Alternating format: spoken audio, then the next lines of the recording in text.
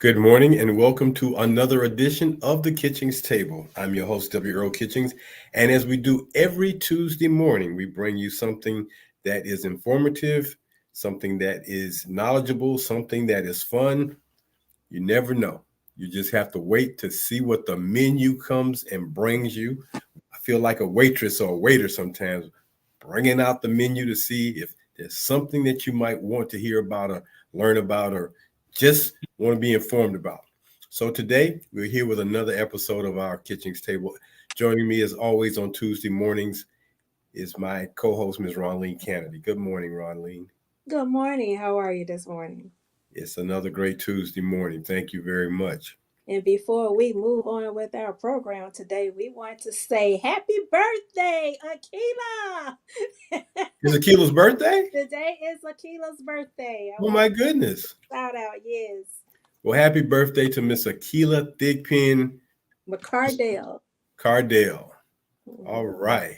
All right. Well, knowing her, she's going to probably be busy as usual, but I hope she finds some time today to be lazy and spend some time just on her, pamper herself a little bit. But knowing her, that's a hard thing to do. I mean, you probably have to, sit on her to make her do it.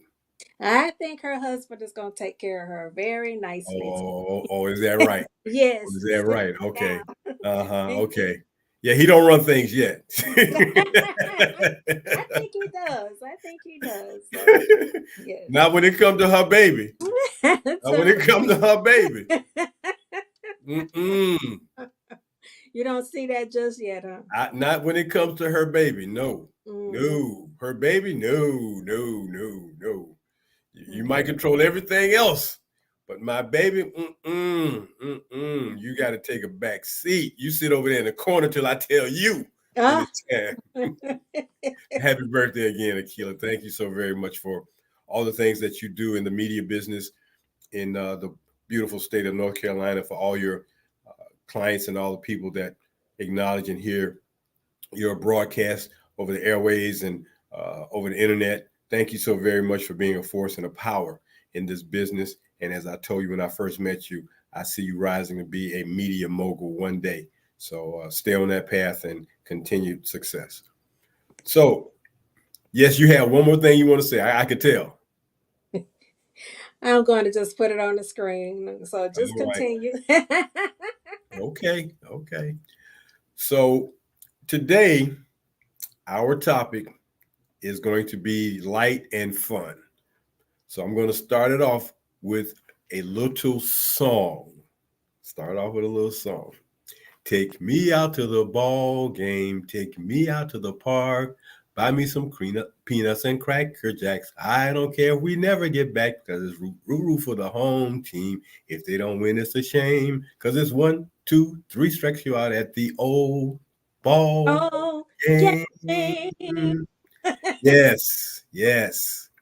Now that song is synonymous with one sport and one sport only. Yes, baseball.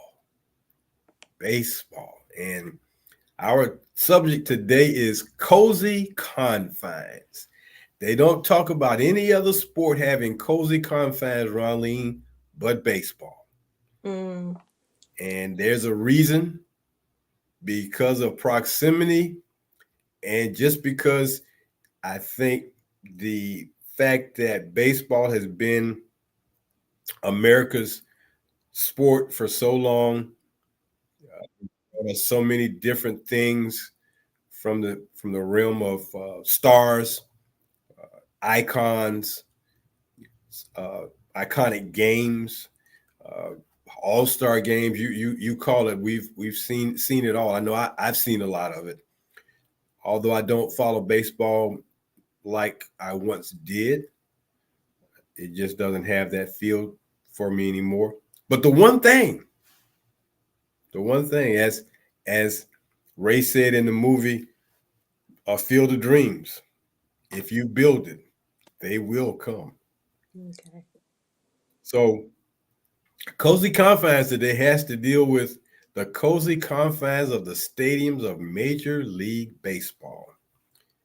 And when I saw this, as I was going through the paper, it just caught my attention that this would be a topic that we should bring and have some fun with. Baseball season has started, and because baseball season has started, then what better way to have some fun with this particular topic? And because baseball season has started, is to talk about the stadiums where these teams play. Iconic stadiums, several of them are. Some are recent that were built or renamed recently. And some of them are just iconic. You don't even have to see the name on it to know what it is.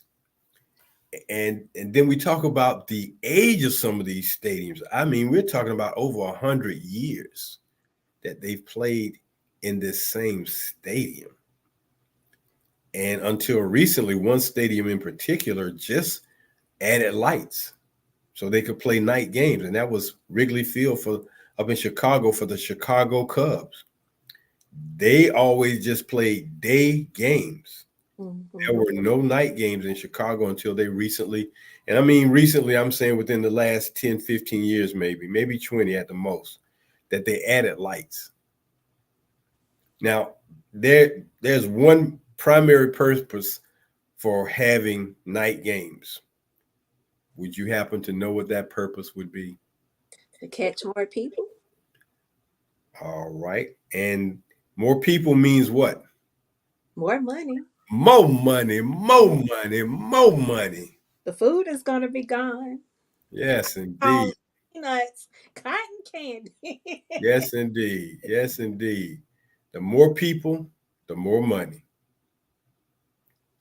And of the three primary sports here in America, the one that pays the biggest bucks to its players is a baseball. A baseball pays well. And I think we got a real strong glimpse of that maybe about, maybe 30 years ago. But recently, this particular year, we got another strong glimpse of just how strong the money in baseball is when the pitcher slash hitter, Otani, with the Los Angeles Dodgers now, but he wasn't with them last year. He's a pitcher who could hit. Mm. So he's left the pitching now, and all he's doing is hitting. Mm. But when you're making, okay, double digit millions is one thing, triple digit millions is something else. In baseball? I told you a baseball pay well. Okay. You think of football as what's going on. Football is not what pays money. It's a baseball. So some years back, then third baseman uh, who played for the Seattle Mariners, Alex Rodriguez, left Seattle and went to play for the Texas Rangers at an annual salary of $25 million a year for 10 years. He signed a contract, 25 million over 10 years. Now, that was at the time, that blew everybody's mind. It's like, oh my goodness. And mind you, TV does one thing when we're watching sports. It minimizes everybody, and everybody looks size-wise about the same. In that little box on that screen, everybody somewhat looks the same, but Alex Rodriguez is not a small guy. He's about 6'4", playing third base. That's in baseball, that's a pretty big guy. But he left the Rangers and went to play for the Yankees. And I'm sure they bumped his salary up just a little bit. But the guy who just signed to play with the Dodgers, He surpassed that amount. Mm. He surpassed that amount. Let's just say he's making something like 40, 50 million a year. Oh my. That's kind of what the realm he's in, and they pay that. Now you may wonder, how can they pay these guys that kind of money? Well, I'm glad you asked, because here's the deal. In 2022, Major League Baseball, the North American Professional Baseball League, and they had to quantify that because there are other baseball leagues in Central America, South America, where they play baseball. But Major League Baseball in 2022 reported overall revenue of $10.32 billion. 10.32 billion dollars, which averages out to $344 million per team. That's how they can pay that kind of money. And because baseball has the longest season, not month wise, game wise, 162 games in a season. That's a lot of baseball playing. I mean, day in and day out, it's a game per day. It's not as physical as football. It's not as demanding from the standpoint of running and jumping, starting and stopping as basketball. As you know, baseball, you can be playing in the outfield and, one inning, no balls come to you, two inning. If a guy's throwing a no hitter, you're not seeing any balls. Mm-hmm. The only person seeing the ball is the infield and, of course, the catcher. But in the outfield, not so many. But $10.3 billion, that's what Major League Baseball made in 2022. Mm. So when you talk about that, when you talk about the fact that, it's on TV, I know the teams that are in the major media markets. Or Earl, what are the major media markets? I'm so glad you asked me that question. Mm. The major media markets, starting with New York, Los Angeles, and Chicago. Major. New York and Los Angeles alone are major. Just those two. And in both those cities, they have two baseball teams. And in New York, there's the iconic, world renowned Yankees. The Yankees. And when we talk about the Yankees, we have to talk about the fact that their stadium is iconic. Mm. I don't know if you can pull that picture up for everyone. There you go. There it is. Now, Ronline, that's the rebuilt Yankee Stadium. Yes, I know. They rebuilt that stadium to look identical to the way it originally looked. Mm-hmm. They didn't change anything other than having new materials, new seating, better concessions, more food, more merchandise, better locker rooms. I can just imagine how plush their locker room is for the New York Yankees. But Mm-hmm. there it is, Yankee Stadium. The one professional team that has won more world championships than any other team in professional sports in America, maybe in the whole world, the New York Yankees. Now, when you when you talk about iconic stadiums, I mean, all you have to do is see it. You don't even need to see what the name on the stadium is. You just see it like, oh, that's Yankee Stadium. Mm-hmm. So today, when we talk about cozy confines and we talk about the fact that a lot of these stadiums are basically small in seating capacity. But when you're playing 162 games, and that means 81 games at your home field, that's when you got 81 games and you're averaging 35, 40,000 people, that adds up. And in a city like New York, you go to get a cup of beer and they tell you $10. You sure it's not 20? It might be, depending on the size. I'm thinking You it know, might be yeah, 20. you say you want a hot dog and a beer. That guy says $25. Woo, Pay it. woo, man, $25 for a hot dog and a beer. Beer. So either you want it or you don't. So you know when you go to these places that the price to uh, eat, drink, be happy, be merry is going to be up there. You go to buy a cap, and we're talking about today 2022, 2023 pricing. You go to buy a souvenir item, and the lowest souvenir item might be a magnet, and they tell you $10 for a magnet. Yes. You know, $40 for a baseball cap. I know the Yankees are knocking people's heads off with their baseball cap. That's an iconic cap too. I know they're not, and now that they put them in multiple colors. I mean, instead of just being in the navy, and that navy blue is so navy blue it looks black.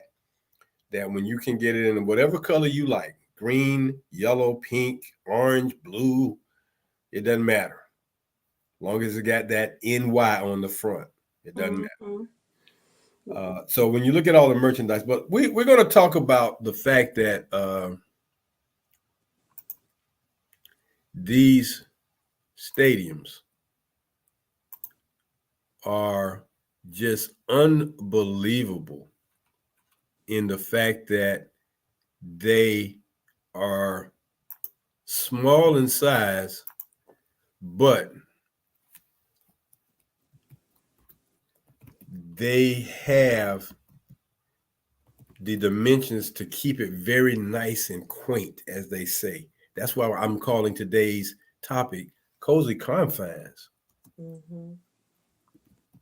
Yes, because when you say that, I thought of when we were talking about baseball stadiums, those skyboxes, those little compartmentalized, what I call little miniature rooms, you know, Right. be able to enjoy the game, and then have your food and the whole setup. I mean, it's just really nice, and I love to have team building events there.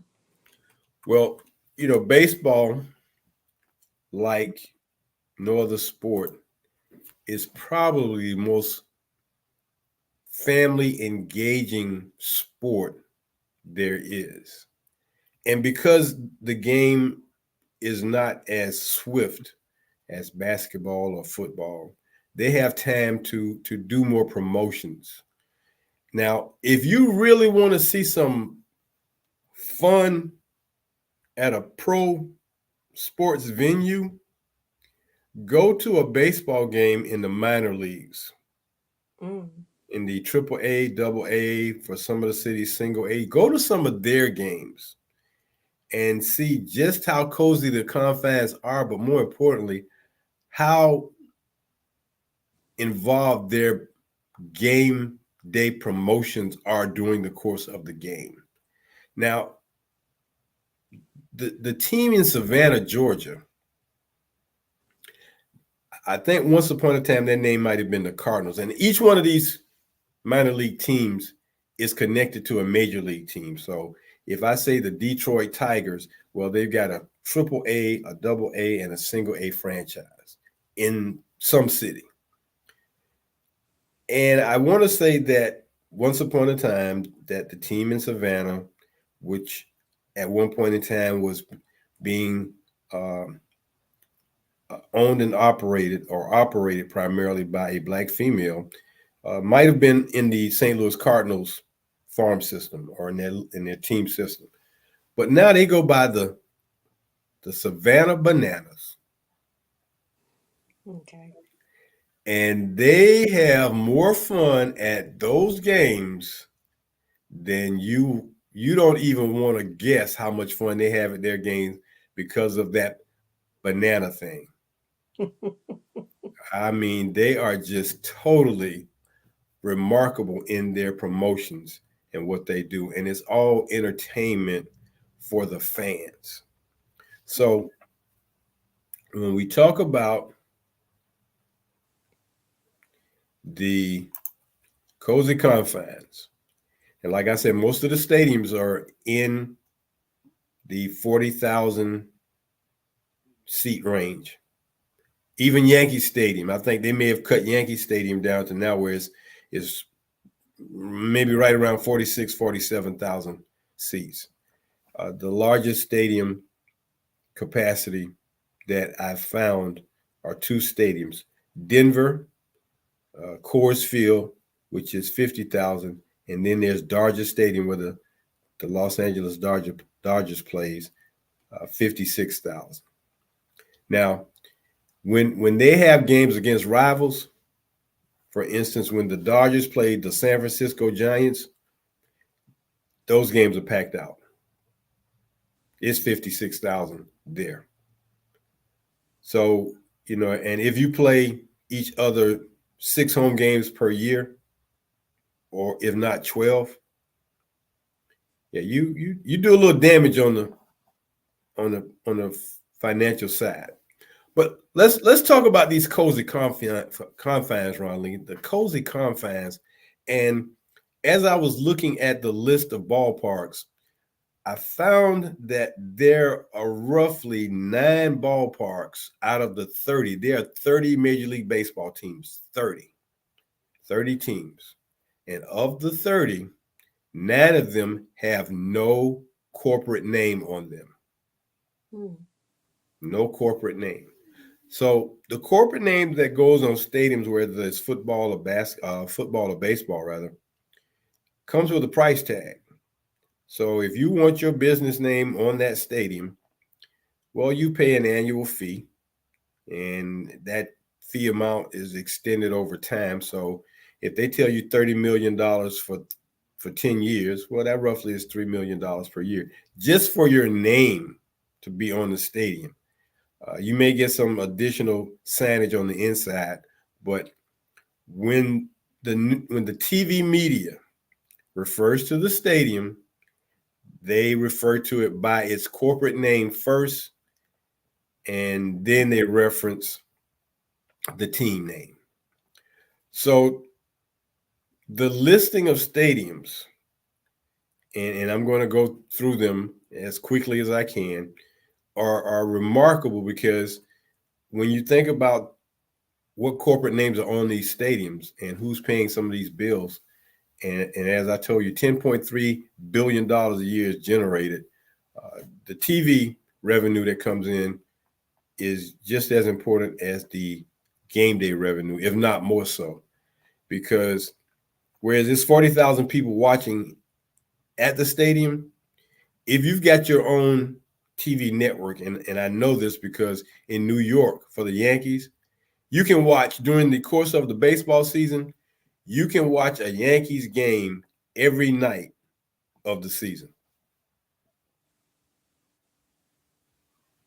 Hmm. Every night, especially all their home games. All the home games, they're at home, they're on TV in New York. I know this because when I visited my uncle, he's a he was a big baseball fan, and man, on those nights at the house, the New York Yankees would be on night in, night out. So when we talk about cozy confines, and I think that the internet put these in alphabetical order makes it so much easier. So I'm gonna give you the name of the stadium, the capacity, and the name of the team that plays there. And like I said, some of these stadiums have been rebuilt, whereas others have not been touched in over 100 years. So, American Family Field, 41,900 seats.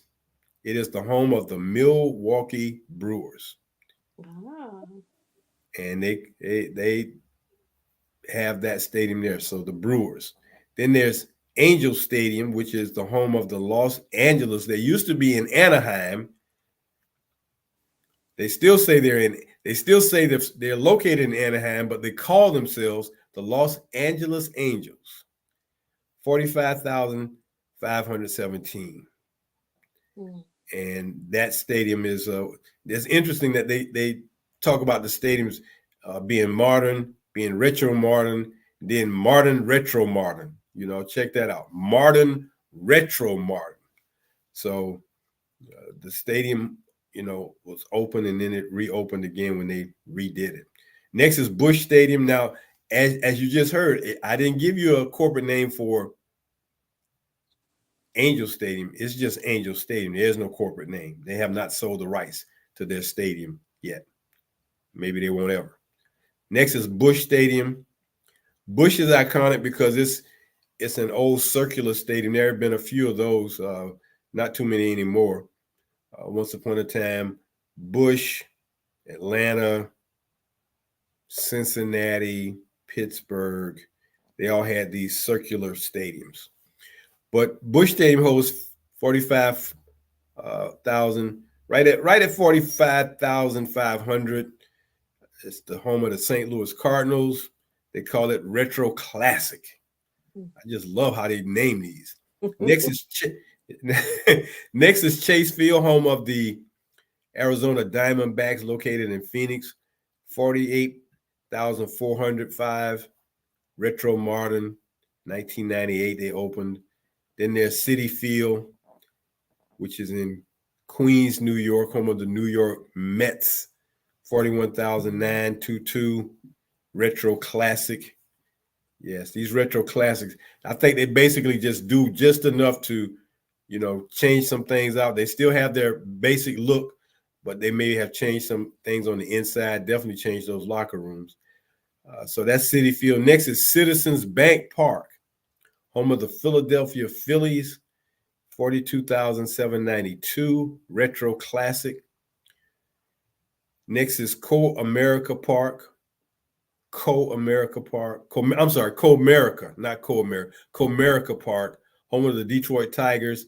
41,083. Retro classic. Now, this one should be, this is the largest stadium in the Major League Baseball's. Dodger Stadium, 56,000. They just call it modern. It originally opened in 1962. Los Angeles Dodgers, located in Los Angeles, California. They moved from Brooklyn to Los Angeles. They used to be in Brooklyn. Then there's Fenway Park. No corporate name. One of the smallest stadiums in Major League Baseball, 37,755. It originally opened in 1912. And under the type of stadium, they call this a jewel box. Globe Life Field, and this is the home of the Texas Rangers. And Globe Life Field, let me see, Globe Life Field hosts 40,300, retro modern. So again, one of the newest stadiums. So we're at the midway point here, and I'm looking forward to getting to the rest of these cozy confines. But this is the Kitchings Table. Every Tuesday morning at 10 a.m., join me and my co-host, Ronline, Cannady, as we bring you topics of interest, topics of education, topics that may be fun, like we're doing today, just topics that we hope will enlighten, inspire, and give you something to go, did not know that, or that's interesting to know. This is the Kitchings Table, and just like you do at your Kitchings Table at your home, all kinds of things happen there for discussion. Ronline, these cozy confines, like I said, they are just very intimate settings. So Globe Life, then there's Great American Ballpark for Cincinnati and the Cincinnati Reds at 43.5. Retro Modern, guaranteed rate, guaranteed rate field, home of the Chicago White Sox, 40,615. Originally opened in 1991. That's the second park. The original one was Comiskey Park. Then there is Kauffman Stadium, home of the Kansas City Royals. It opened in 1973. Modern, retro modern. Lone Depot Park, Lone Depot, home of the Miami Marlins, 36,742. So between them and Boston, they are very intimate. And they call this stadium a a contemporary, contemporary. Then there's Minute Maid Park, Minute Maid. Yes, the juice company, i.e. Coca-Cola. 41,168, home of the Houston Astros. And because Minute Maid is home based in Houston, that's probably how they got that name on that stadium. Retro Modern Nationals Park, home of the Washington Nationals. 41,339. Call that Retro Modern. Now, the Washington Nationals, interesting. I want to say they started out in Kansas City. They moved to D.C. They were a team for a while, never competitive in their early years or in their years while they were in Washington. Then they faded away from Major League Baseball, no more Nationals, and then they brought them back with a brand new stadium, and they have won a national championship, a world championship rather, since they've been in their new confines and their new stadium up in Washington. But no corporate name. I wonder if that has to do because it's in Washington, D.C., and you can't have. Nah, I don't think so. Anyway, Oakland Alameda County Coliseum, home of the Oakland Athletics, 46,848. It's a multi-purpose park. Multi-purpose being that it's set up where before they moved to Las Vegas, the Oakland Raiders would play there. But I'm sure other things can happen there also. Then there's Oracle Park, home of the San Francisco Giants. 41,265 is their capacity. Retro Classic. Again, the San Francisco Giants moved from New York. They used to be the New York Giants.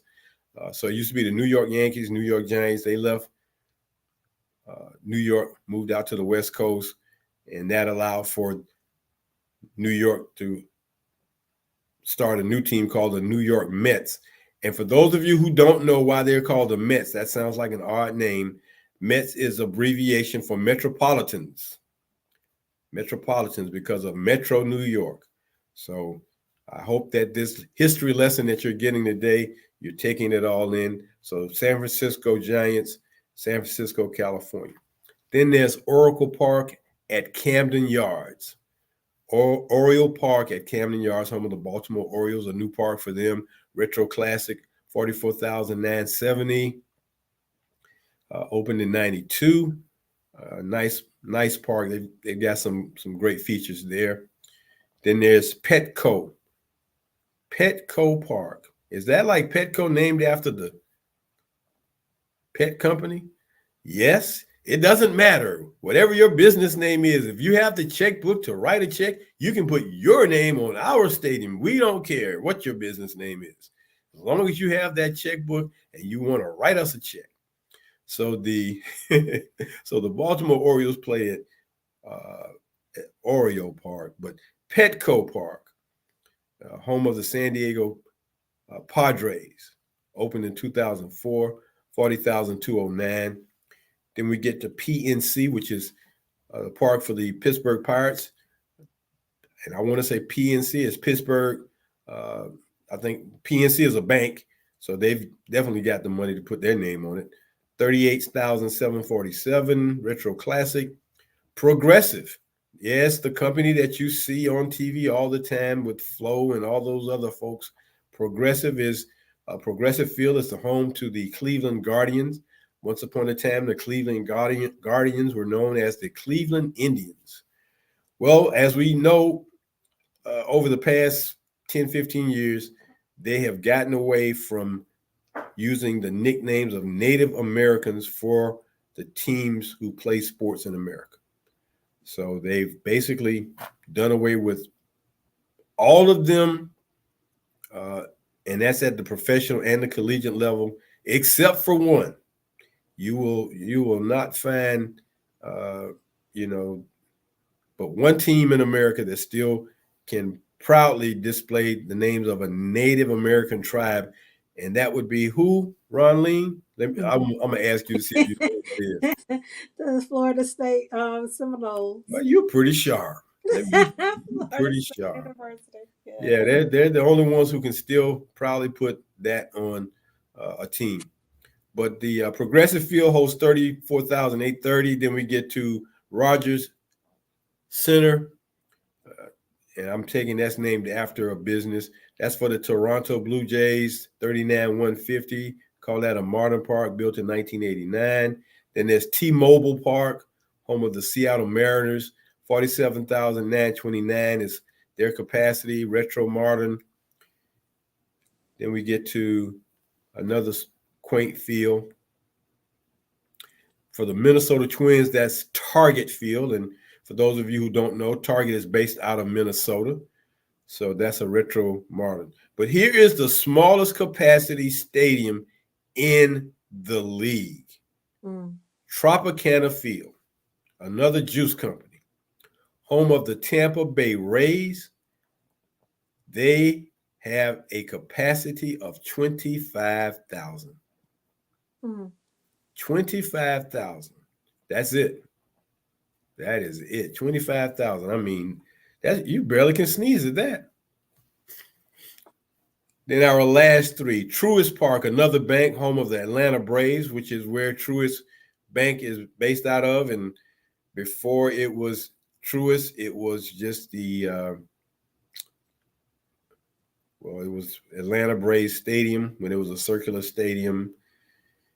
And I think they had changed their name to something else, but Truist Bank, which used to be SunTrust and Trust Company. When I lived in Atlanta, it was Trust Company Bank, the big T package. But they have their name on that stadium or that park at 41,084, Atlanta Braves. Then there's Wrigley Field, the second oldest ballpark in the league, 1914. Call it a jewel box. They have not changed that stadium since they built it. 41,649. That's just how large it was. It was large then. It's still large now as these stadiums have dwindled in size. Chicago, Illinois, of course, Chicago Cubs. And then finally, in the Bronx, New York Yankees, Yankee Stadium, no corporate name on that team, 46,537 retro classic. So there you have the cozy confines. And when you think about the fact that, they are a third of the size to some NFL stadiums, they're definitely a third of the size, or a little over the third of the size to some of these collegiate football stadiums at, 100,000 plus. It's cozy because they play so many games there. I don't need to have 100,000 fans on a Saturday when I'll get the same amount of fans over a 3-day period, which gives me more opportunity to make what, Ronline? Money. More money, more money, more money, more money. Averaging $344 million per team per year. That's what they average. That's an average. It could be more. It could be less. But if it's more, I recall when I had my souvenir business back in the 80s, and that's a conversation you have to ask me one day. Well, Earl, talk about the business you had for about 10 years when you were in Atlanta, and what kind of impact it had on the college landscape, especially HBCUs. You have to ask me about that one day, because for those companies and those stadiums and those people out there who are making that souvenirs and paraphernalia that you see at these stadiums now, before it was them, it was a company called Pearl Design. Ah, okay. Pearl Designs. And I came into my own from going from just being a t-shirt, and I expanded to many souvenirs. But anyway, going back to these ballparks, I recall one time working the football stadium at the old Tampa Stadium, and seeing a plaque on the wall in their concession company who managed that, where for one Super Bowl they sold 2 million hot dogs. I want you to just let that sink in. One game, one At day, ten, at one $10. game, one day. Now I'm taking it. They sold that many. That could have been just how many they ordered. Okay, but I'm gonna give them the benefit of the doubt and say they sold 2 million hot dogs. I don't believe a hot dog went home. It did not. It did not. 2 million hot dogs. And even if you didn't sell that many, but you ordered that many, you yeah, how many hot dogs are we gonna need? 2 million of them. 2 million hot dogs, which means you got to have how many buns? 2 million buns. 2 million buns. A little more Can't have a hot probably. dog without a The bun. Can you bun, imagine? yeah. You Hmm. go down there and they say, "Well, we run out of buns, but we still gonna sell you that hot dog for the same price." I don't think so. You don't Mm-mm. think so? No, I don't think Okay. so. Well, so the cozy confines, as I stated, are the baseball parks throughout America. There are 30 of them, from 25,000 capacity to 56,000 capacity for our baseball teams, for you to go watch a Major League Baseball game any day of the week. They are not. There's not a day they don't play a game.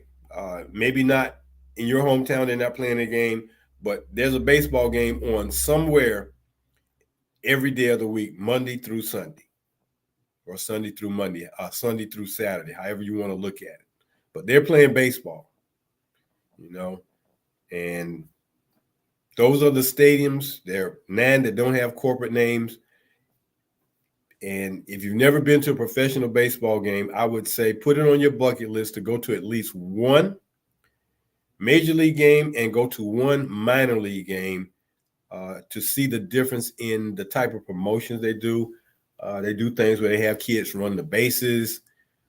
They have the seventh inning stretch when they stand up at the seventh inning, and they in Chicago with the Chicago Cubs, and they probably do it at all the stadiums now, where they sing the song "Take Me Out to the Ball Game," and it's just an environment for fun.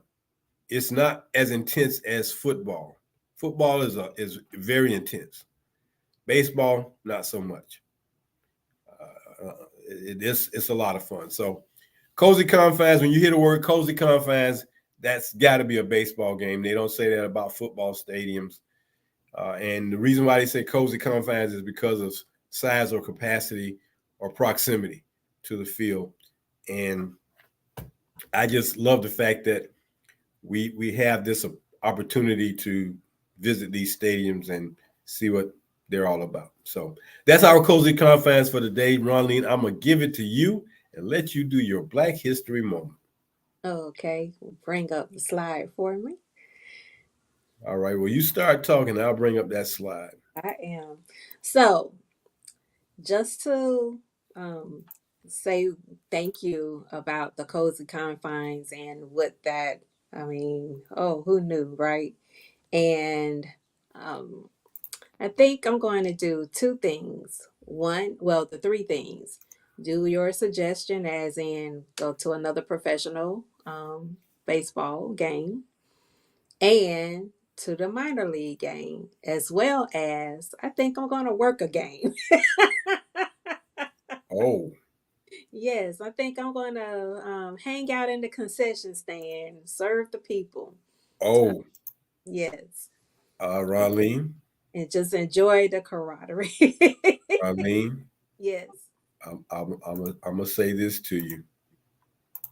Working the concessions at whether it be football, whether it be baseball, um, that's a different experience. I'm going to be running, huh? You may not be running, but it's a different experience. Okay. But enjoy it anyway.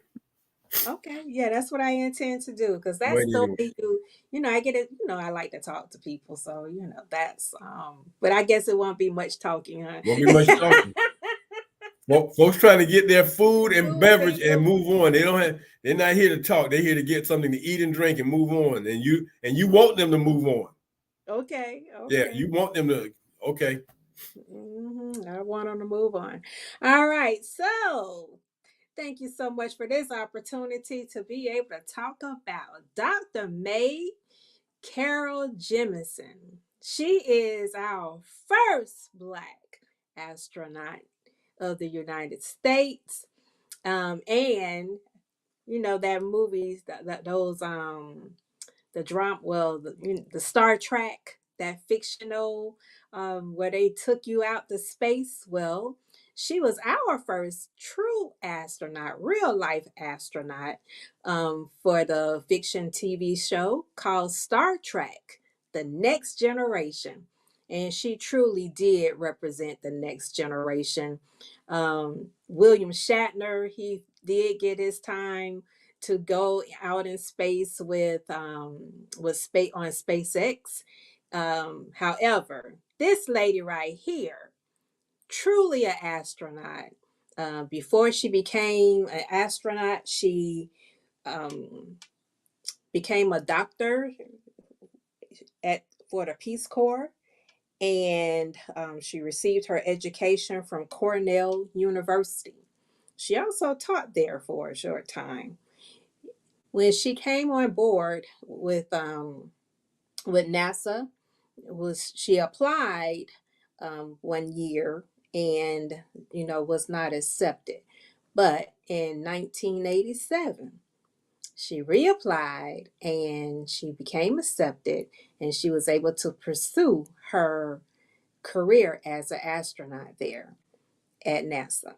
Now, she was able to do only one space mission, and that was on the Space Shuttle Endeavour in 1982. She flew from September the 12th through the 20th in 1992, and her corporative um, mission was between the United States and Japan, and as well as the 50th shuttle mission. She logged over 190 hours, 30 minutes, and 23 seconds in space and orbited the Earth 127 times. So our hat goes off to Dr. May Carol Jemison, and she has gone on to do some beautiful things. She has children's books. I ask that you go to Wikipedia and go into the reference area and just read all about her life. She had, you know, some hardships as well in her time, as we all do. But I think for the most part, this is a lady that you can be proud of. So Earl, I turn it over to you. All right, Ronline. Thank you so very much for bringing that to us today, Dr. Mae Jemison. Phenomenal. I mean, to be an astronaut is no easy task, and it requires a lot of being smart. You got to be pretty smart to be an astronaut. So Yes. And we she thank has you. several degrees. She does in chemical engineering. And she's very concerned. One of her things that she's very concerned about is our health. So a Okay. lot of her studies and research has gone towards learning about healthcare matters. Okay. So anyway, we close out now. Yes. I'll stop Well, talking. we thank you for joining us today on the Kitchings Table. We hope that the Cozy Confines gave you something to smile about or give you some insight. Until our show next Tuesday morning here on your local channel, I'm Earl Kitchings for Ronline Cannady saying, hey, do something good for somebody else today. Take care from the Kitchings Table. Bye-bye.